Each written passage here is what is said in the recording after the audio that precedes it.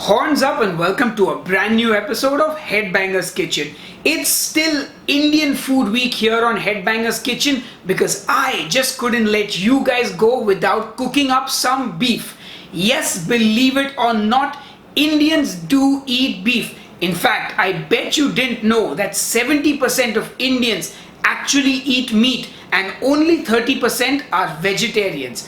Now, for today's beef recipe, we're going down south to, well, Kerala, or as my wife likes to say, this is the food of my people. We're cooking up a Kerala beef fry. This is a delicious dish. It is a double fried beef and it is a beautifully flavored dish. Normally it's too spicy for me, but you know what I'm going to do, right? I'm going to eliminate all the spiciness and make it palatable for me. Remember, if you like spicy food, just keep adding green chilies. It always does the job. Anyway, enough jibber jabber. Let's go and make that Kerala beef fry. So the first thing we're going to do is chop our beef into small bite-sized pieces. Now, since we're going to be double frying the beef and cooking it for a long time, it makes sense to use a slow cooking cut of beef. Of course, if you live in India, you will just get beef. But if you live outside India, you might want to go in for something like a short rib or possibly a brisket maybe, or even a chuck roast. Any of these cuts should be fine. Anyway, once you've cut your beef, it's time to marinate it. Now it's time to marinate the beef and we're going to use 100 grams of pureed onions or shallots. If you can get your hands on shallots, nothing like it. A teaspoon of ginger garlic paste, some salt, some black pepper and be generous with it, some turmeric, some coriander powder, some garam masala powder and about a tablespoon of vinegar. And you want to give it all a good mix. Now you want to let this marinate for perhaps 30 minutes, that should be enough. Once the beef is done marinating, we're going to cook it in a pressure cooker first. So put all that beef into your pressure cooker. Then we're going to add some water to it and then just pressure cook it for a good 20 minutes or 25 depending on what cut of beef you've used and how long it takes to get tender. After about 20 minutes, our beef is done cooking, and once the pressure cooker has cooled down, I've taken off the lid and then I'm going to remove all the beef with a slotted spoon because we just need the beef and the masala. We don't need the water that's there. Of course, if you put less water and there's no water in the pan, no problem. Once that's done, I'm actually going to strain out all the liquid from the pressure cooker.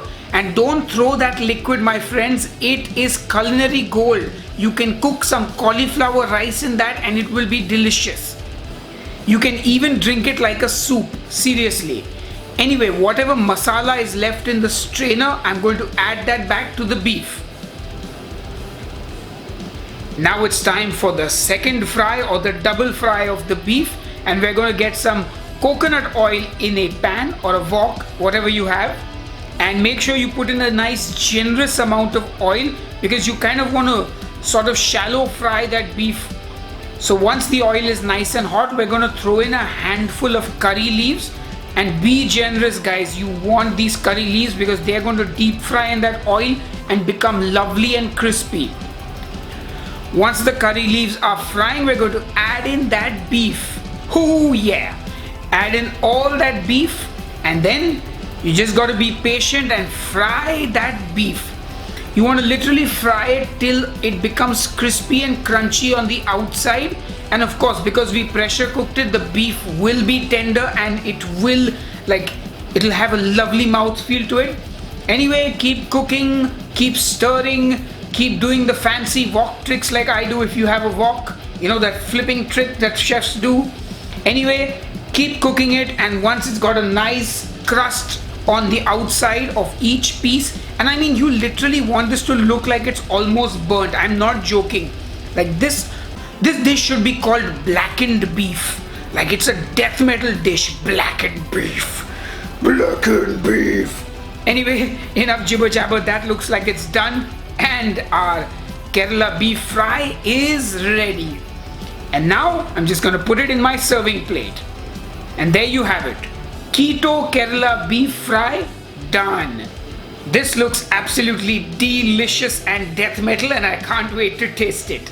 Alright folks, it's time to taste our Kerala beef fry, and look who's joining us on the show after eons. It's been a while. It's my beautiful wife Dipti, and I could not have done this dish without her.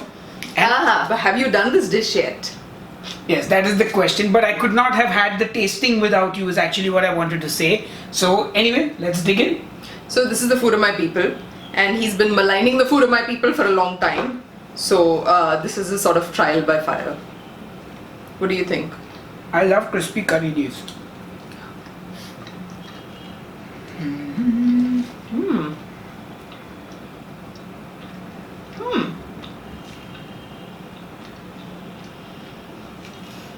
It's yummy. But it's not the food of my people, so. It's yum. But in Kerala, this is sort of snack that would go really well with beer or with alcohol of some sort, like drinking food. Yeah, beer. But or whiskey, keto. But for anything to be drinking food, it needs to be really spicy. So I feel like it's really missing the spice. Okay. Because we all know there's a spice wuss in the house. But otherwise it's great. The texture is amazing. Thank you. So, yeah, I did leave out the green chilies which you would fry when you fry the curry leaves. It needs them, trust me guys. And I also did miss out like fresh coconut, that what do we call hard coconut? Coconut flesh. Coconut flesh, but like that brown coconut. Is there a special name for that? No, they're just coconut chips. Okay, coconut chips, normally it goes in the pressure cooker along with the beef and it's cooked. But I didn't know whether it was keto or not, so I just left it out. And also it's keto. If coconut flakes are keto, I think coconut chips should be. Well, you could just toast some coconut chips and add it to it at the end. That would work. Yes, and I know what I'll do. I'll put all this information in the blog post, which you will find the link for right below this video. If you look down, there will be a link to the written recipe with macros, and I'll include all this information in detail in the blog post. Anyway, Dipti has given it the seal of approval. The stuff is addictive. Yeah, and we will see you. Well, I will definitely see you. I don't know about her. Leave me a comment if you want to see her in the next episode as well. But I will see you on the next episode of Headbangers Kitchen. Cheers and keep cooking. Let's eat. Okay.